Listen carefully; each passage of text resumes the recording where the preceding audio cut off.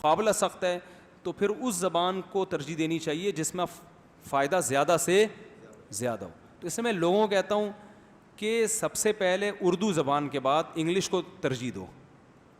وہ بین الاقوامی زبان ہے, دنیا میں ہر جگہ کا. آپ امریکہ میں چائنیز سے ملاقات کرو گے, وہ بھی آپ کے ساتھ انگلش میں بات کرنے کی کوشش کرے گا. اسے اپنے ملک میں چائنیز بولتا ہے, باہر جا کے وہ بھی انگلش بولنے پر کیا ہے. جیسے پاکستان میں رہنے کے لیے آپ کو اردو نہیں آتی تو آپ نہیں چل سکتے. ایبٹ آباد ایک ایسا شہر ہے جس میں ہر جگہ کے لوگ آتے ہیں. میں نے وہاں دیکھا ہے, میٹنگ ہوتی ہے نا ایبٹ آباد میں, ہم بھی گئے, مجلس ہوئی, ایک آدمی سرائیکی زبان بولنے والا بیٹھا ہے, ایک پشتو بولنے والا بیٹھا ہے, ایک ہند کو بولنے والا بیٹھا ہوا ہے, ایک ادھر گلگتی بولنے والا, ایک چترالی بولنے والا, ایک ادھر پنجابی بولنے والا, وہاں مختلف. تو سب آپس میں کس زبان میں بات کرتے ہیں؟ اردو. اب ان میں سے کسی کو اگر اردو نہیں آئے گی تو اس کا رشتہ ان تمام قوموں سے ختم. سمجھ رہے ہیں نا؟ تو پاکستان میں بلکہ پورے بر صغیر میں, انڈیا بھی, ہندی اردو الگ الگ زبانیں نہیں ہیں, ٹوپی ڈرامہ ہے. خام خامے رسم الخط چینج کر کے اس کو ہندی کا نام دے دیا. یہ صرف اس لیے کہ اردو دنیا کی بڑی ترین زبانوں میں سے ایک زبان ہے. اس کو توڑنے کے لیے نا, اس کو چھوٹی زبان بنانے کے لیے ہندی کو الگ کیا, اردو کو الگ کیا. ورنہ یہ ایک ہی زبان ہے, ہندی بھی اور اردو بھی. کیونکہ زبان کی پہچان گرامر سے ہوتی ہے. وکیبس تو ہر زبان میں, ہر یہاں اردو میں کچھ الفاظ مختلف ہوں گے, وہاں کی اردو میں کچھ. تو گرامر جو ہے نا, دیکھو ہندی میں کیا کہتے ہیں, یہ کیا ہے, اس کو کیا بولیں گے, یہ کیا ہے. اردو میں کیا بولیں گے, یہ کیا ہے. لکھنے میں وہ سنسکرت رسم الخط ہے, یہ عربی رسم الخط ہے. تو گورے نے بڑی ہوشیاری کی ہے کہ دونوں زبانوں, یہ گورے نے کی ہے یا انڈیا نے کی ہے, جس نے بھی کی ہے, کہ دو اتنی بڑی زبان تھی کہ ہندی اور اردو ایک ہی زبان ہے. تو اب یہ انگلش کے بعد دنیا کی سب سے بڑی زبان ہوتی, کیونکہ چائنا سے زیادہ آبادی انڈیا, پاکستان, بنگلہ دیش اور برما, ان چار ملکوں کو ملاؤ گے تو یہ آبادی چائنا سے بڑھ کر, اور ان چاروں ملکوں میں اردو بولی اور سمجھی جاتی ہے, ٹھیک ٹھاک طریقے سے سمجھی جاتی ہے. میرے جتنے لسنر انڈیا میں ہیں اتنے پاکستان میں نہیں ہیں.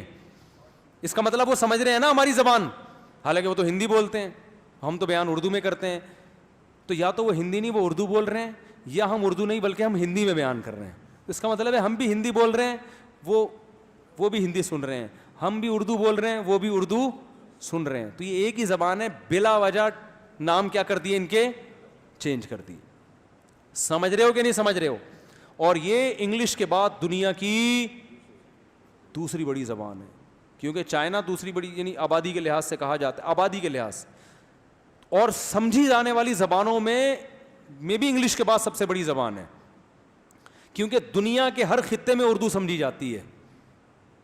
ایک آدمی اتنا حیران ہوا, میں نے ایک دفعہ اپنا موبائل فون سننا شروع کیا, ادھر سویڈن سے فون آ رہا ہے, ادھر ناروے سے فون آ رہا ہے, ادھر جاپان سے آ رہا ہے, ادھر انڈیا سے آ رہا ہے, ادھر انڈا موڈ سے آ رہا ہے, ایک فون لانڈی سے آ رہا ہے. کہتے یار کہاں. میں نے کہا بھائی اردو اسپیکنگ دنیا میں ہر جگہ ہے. اس کا مطلب حجم بہت زیادہ پھیلا ہوا ہے اردو کا. تو اردو کو آپ ہلکا نہ سمجھیں. افسوس کی بات ہے ہمیں اپنی زبان ہلکی لگتی ہے, حالانکہ یہ ہلکی ہے نہیں. اور یہ تو حجم کے اعتبار سے اس کی بہت بڑی, اور خاندانی اعتبار سے اردو کتنی عظیم زبان ہے, اس پر تو 6 گھنٹے کا بیان بھی کم ہے. کہ تہذیب کیسے سکھاتی ہے اردو آپ کو, بڑے چھوٹے کا ادب کیسے سکھاتی ہے, اس میں تہذیب کتنی ہے, آپ کے خاندانی ہونے کا ثبوت ہے اردو. تمیز سے اردو بول لو آپ. وہ بول نہیں رہے نا, ماموں گالیاں دے رہے ہیں آج کل, ماحول ایسا بنا دی. تو وہ میں اس پر تمیز, اردو میں تمیز کتنی ہے, تہذیب, ادب کتنا ہے, بلاغت کتنی ہے, یہ ایک الگ ٹاپک ہے. تبھی اردو کے مشاعرے ہوتے ہیں, عربی اور اردو کے ہوتے ہیں, اور کسی بڑی زبان کے آپ نے مشاعرے, آپ نے کبھی سنا گوروں کا مشاعرانہ کلام آیا ہے, شاعرانہ کلام آیا ہے ہی نہیں. گانے ہوتے ہیں ان کے, اس میں ٹھشن ٹھشن ہوگا تھوڑا بہت, ختم. ادب شروع ہوا, وہیں سے بے ادبی شروع. اردو ادب ہے بھائی.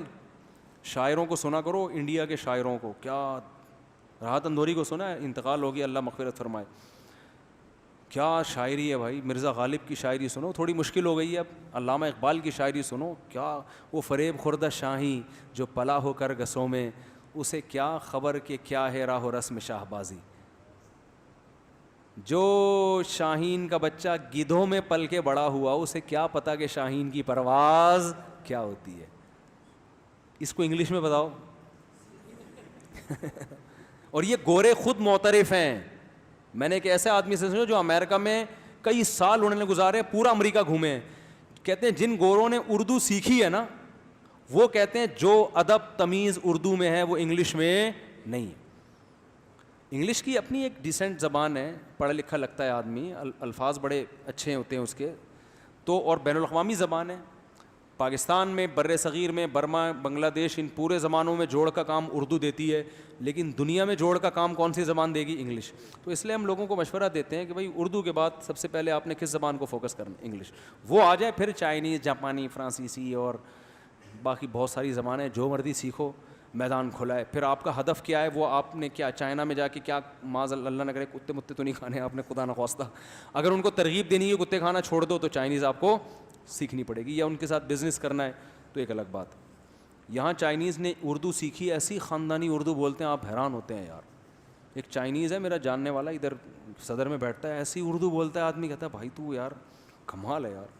کھاتا وہی ہے, عجیب عجیب سے کیکڑے پکڑے, پتہ نہیں کیا کھا رہا ہوگا بیٹھ. میں نے کہا حرکتیں اردو والی نہیں, حرکتیں اردو والی.